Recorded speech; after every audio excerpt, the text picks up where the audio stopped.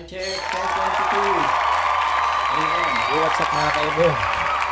Abangan na para sa first lap derby ng club na sinalihan natin. Ang release ay sa Balawan, La Union.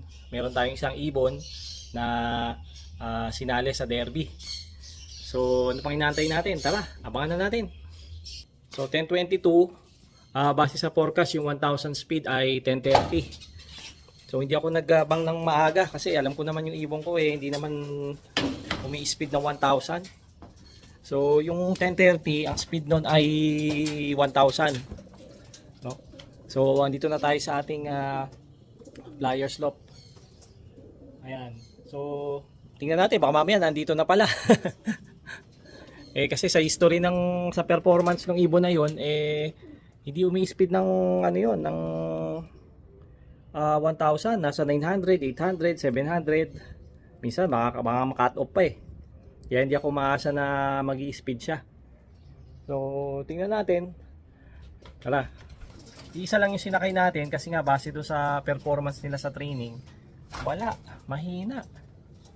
So, pinapag-ulang pa natin. Ito sana Ayan Ayan yung naka-MPFL na sing-sing, yung dark check na yan. Yan nag-iisang may MPFL natin. Tsaka yung isang blue bar na naka-combing. Yung kabatch nila cappuccino. Wala Hindi mag-perform ng maayos sa training. So sinali ko ngayon sa kabilang club. Naka-training pa ngayon. Tarlac pa lang yung release nila. Ito yung isa. Ayan yung blue bar na yan. Na may pulang sing-sing. Ayan, so mahina. Nakakatop lagi. Kaya sinali ko doon sa kabilang club, kasama niya yung ibang mga tinitrain natin. Alright. So, nakausap ko naman yung ibang mga pansier. Kaya ang advice nga nila sa akin, isakay ko pa rin daw. Kasi experience nila, meron silang mga ibon na kahit na sa training, puro cut off. Pero pagdating ng derby, nagka-clock na. Kasi daw mga pagkaganon, mga pang long distance. Anong opinion nyo sa mga ganon? May na-experience ba kayong ganon, mga kaebong?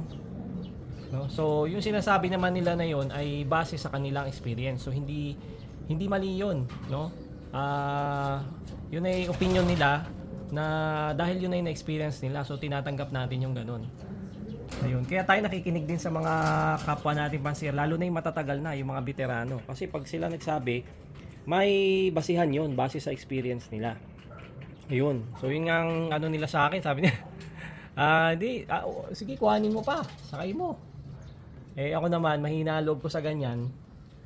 So sabi ko, na lang, gusto ko kasi medyo nagsisigurado ako yung hindi ko kasi, ang parang basihan ko, yung hindi ko nakita yung performance sa training. So kaya hindi ko isinakay. Dahil wala akong nakitang bilis, hindi nga makapag-clock na on time. Kaya yun.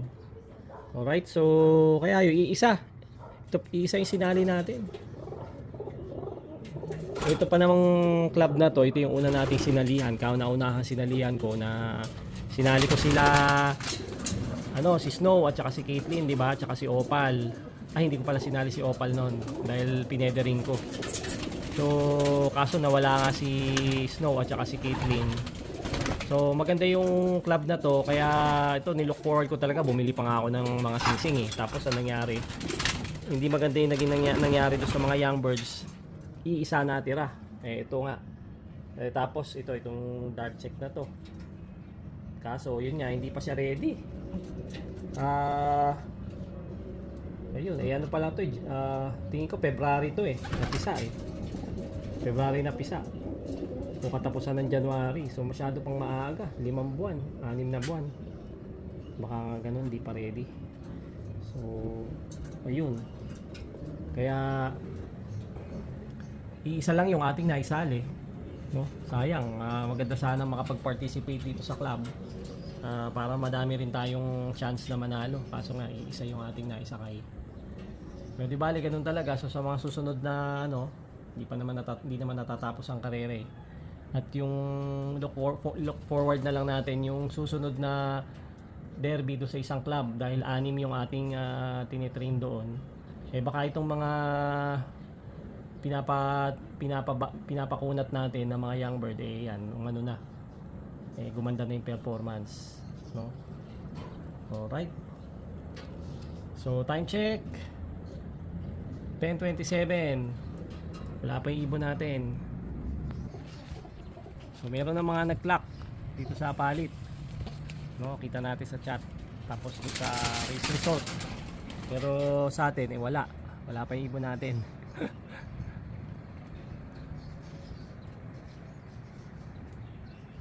Ini-expect ko nga baka mga hanggang 700 lang ang speed nun eh, no? So mga anong oras kaya darating yon?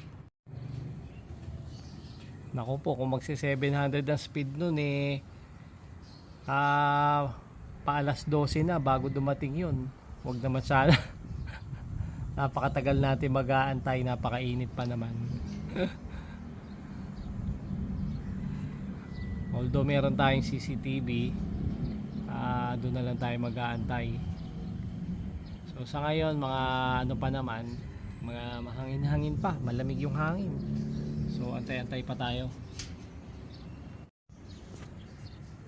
Guys, may nakita akong lumilipad pero hindi ko pa naririnig kung dumapo. Sandali ito. Ay hindi, white flyer eh. Hindi sa atin to. Ayun white flyer. Sa kapitbahay yata yan. Akala ko naman sa atin na. Baka ito na ibon natin Hindi naman dito dumadaan yun. Dito dumadaan yung ibon natin. Yeah. Nako, hindi. May white flyer eh. Taga dito lang yan.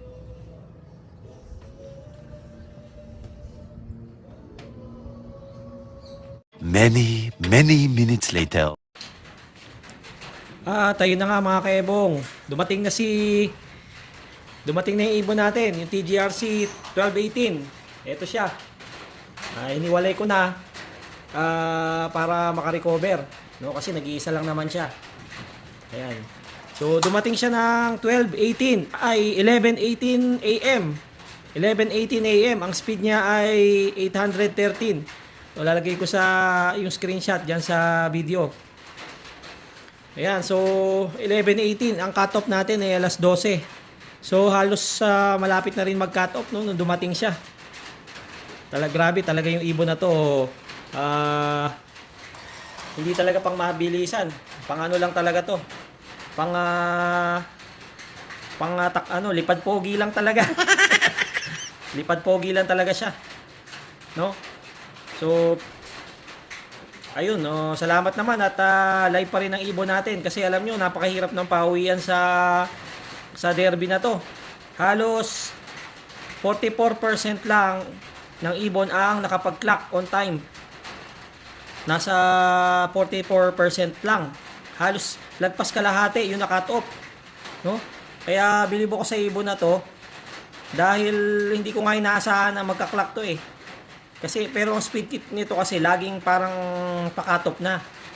Ayan, kaya sabi ko ayos, buti na nairaos niya. Ayan. Ayan, ang pangalan niya ay Ebong 1218. Yan ang ipapangalan natin. Ebong 1218. Ayan. So, hen po yung ibon natin na yan. Ayan, Ebong 1218. Ayan, so may sasakay tayo ulit sa next derby. Next week. Sa Santa Fe, Nueva Vizcaya. Mas malapit-lapit yon pero hindi tayo pwede magpakakumpiyansa kasi mabundok din yung Nueva Vizcaya. No? Baka mahirap din ang pawian doon. Pero mas malapit yun. Ayan. Naku, salamat. Nakauwi yung ibon natin at nag-clock on time. Nag-iisa lang to. Ayan napakaganda. Ang bait niya Naka-steady lang. Napakagaling na ibon. Basta ganyan lang yung clock mo Di baling hindi ka mag-speed na sobra. Basta lagi tayong clock. Every lipad, alright? No? Ayan Ayos. Alright. dito ko natatapusin ang vlog. Maraming salamat sa inyong panonood. Muli ito ang inyong nervyosong pansier, Ebong Love TV. Keep safe, God bless. Bye-bye!